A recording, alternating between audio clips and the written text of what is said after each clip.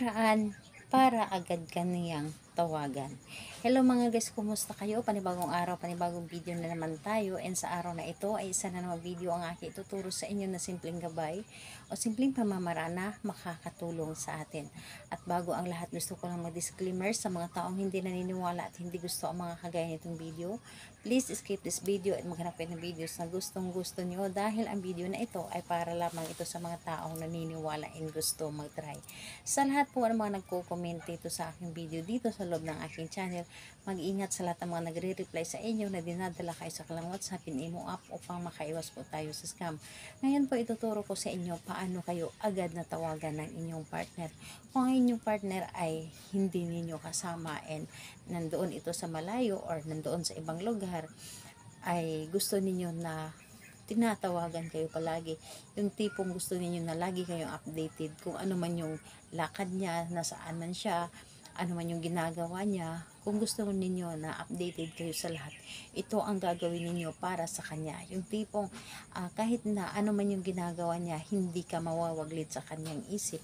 Yung tipong kahit gaano pa karami o gaano pa kasaya yung mga kasama niya, ay papasok at papasok pa rin kayo sa kanyang isip na tawagan ka. So, ito ay pwedeng gawin sa parehas ng kasarian, babae to babae, and lalaki to lalaki. And syempre naman sa ating babae at lalaki na mag-partner. And ayun po, dapat po natin ihanda dito is kailangan mo lamang dito maghanda ng isang butil ng bawang and panulat. So ito lamang ang dapat nating ihanda. Alam nyo ba na ang bawang ay isa ito sa napaka-epektibo na ginagamit sa paggawa ng mga rituals, hindi lamang sa pag love spell, kundi isa na rin ito sa mga pampaswerte.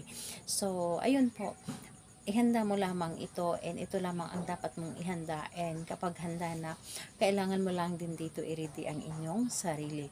So lagi ko po itong sinasabi sa inyo na kapag gumawa kayo ng isang ritual or kahit anong klaseng ritual, dapat po ay buo ang inyong loob sa paggawa nito, and kailangan na naniniwala ka sa dapat mong gawin, dahil kapag wala kang tiwala ay hindi ito gagana sa inyo or malabo mo ito mapapagana. So ayun po, kapag ready ka na, pwede mo na itong umpisahan. Dito sa butil ng bawang, isulat mo lamang dito sa butil ng bawang gamit ang inyong panulat, ballpen or di kaya'y pentel pen. Isulat niyo po dito ang kanyang pangalan. So isulat niyo dito ang kanyang pangalan lamang. At kapag naisulat nyo na dito ang kanyang pangalan, ilagay mo lamang dito sa iyong palad at i-close po ang iyong palad at ibulong dito ang inyong nais.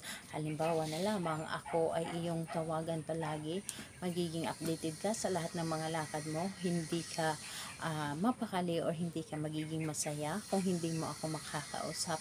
Ano man ang gagawin mo, lagi mong ipapaalam sa akin, tatawagan mo ako kahit gaano ka pa kabisi, magkakaroon ka ng time sa akin at hindi mo ako babaliwalain. So lahat na sabihin mo na dito, basta ang importante ay ito ay nanggaling sa inyong puso. Sabihin mo dito lahat-lahat ang inyong nais.